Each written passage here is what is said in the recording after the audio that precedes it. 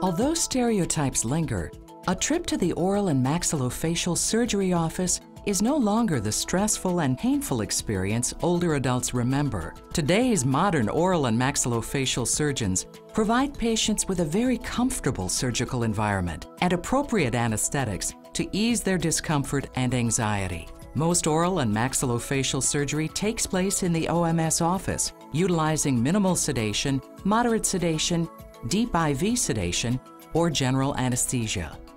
The surgeon's intensive anesthesia training, lifelong learning through didactic and hands-on continuing education programs, and their self-regulated office anesthesia evaluations assure that patients receive the safest, most effective anesthesia care available.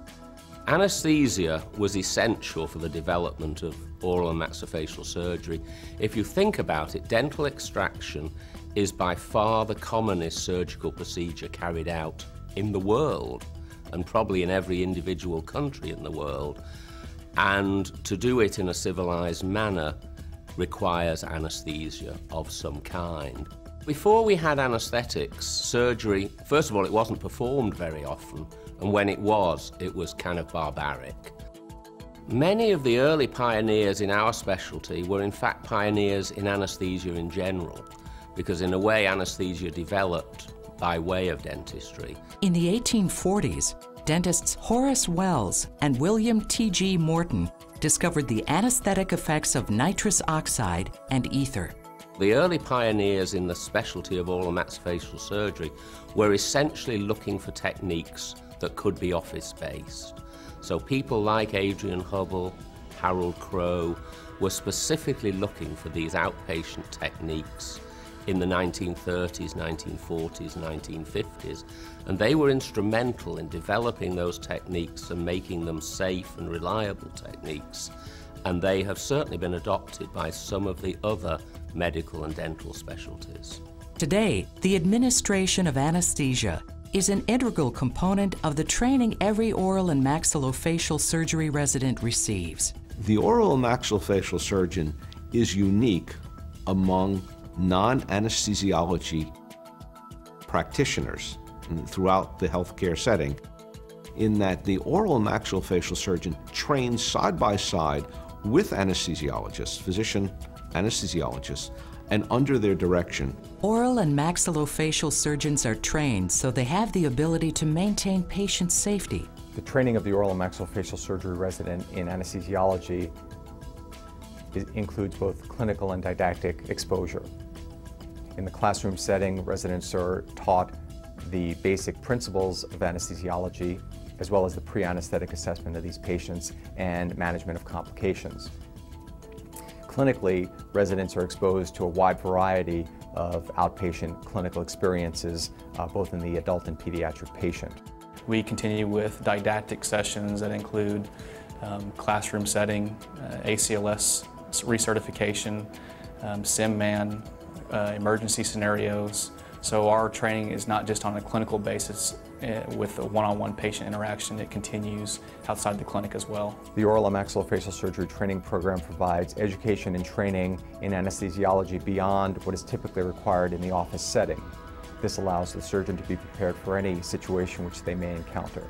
They then spend 2.5 years in training perfecting their outpatient ambulatory anesthesia techniques, until by the time they are fully trained, they have more training in outpatient ambulatory anesthesia than any other specialty.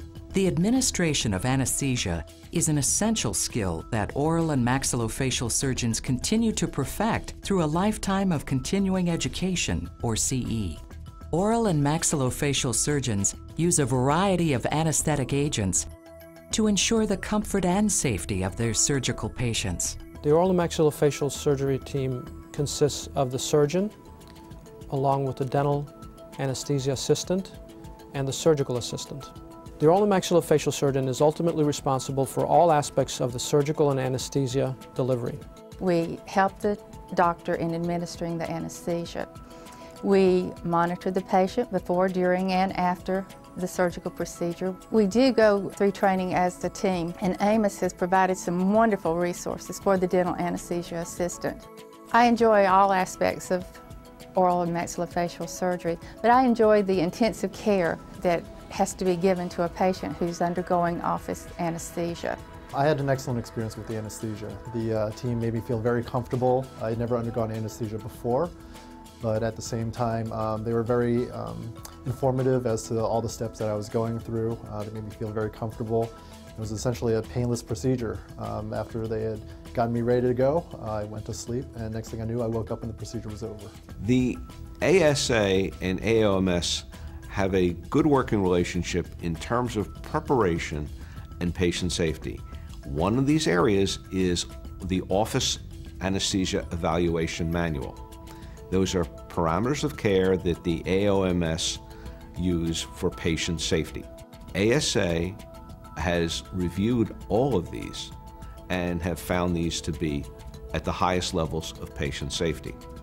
Many of these include ASA standards of care.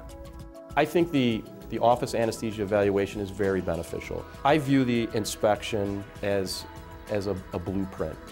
I use the office anesthesia manual as a guide. It helps me equip my office with proper equipment and monitors, all my emergency medications, and I use the simulated emergencies, those scenarios, to train my staff on a regular basis. The AAOMS Office Anesthesia Evaluation Program is a prime example of how professional organizations and government agencies can successfully work together to assure patient safety. The American Association of Oral and Maxillofacial Surgeons developed its Office Anesthesia Evaluation Program nearly 4 decades ago and made it a requirement for association membership. When state governments began establishing mandates for in-office anesthesia administration, they often based their guidelines and evaluation programs on the thorough process of the AAOMS model, or actually even adopted AAOMS's Office Anesthesia Evaluation Program. Consequently, when I conduct an anesthesia evaluation of a colleague's office, I do so not only as a representative of our association, but also as an agent of the state of New Jersey. As we have seen, office-based anesthesia provides many significant benefits, such as comfort and safety. However, none of these is more important than improved access to care for patients. As we know, many patients in our country have little or no insurance coverage, which can put surgical care in a hospital or outpatient surgery center beyond their reach. With the efficiency, flexibility, and reduced cost of office-based anesthesia, these same patients are more able and more likely to have their surgery performed in a comfortable and safe office setting. Office-based anesthesia, as practiced by oral and maxillofacial surgeons, is the safest anesthetic technique available today. With its short-acting agents, its rapid induction, its light level of anesthesia, its rapid recovery, and it has an unparalleled safety record in anesthesia, and I might add, an unparalleled patient acceptance. Patients like this technique.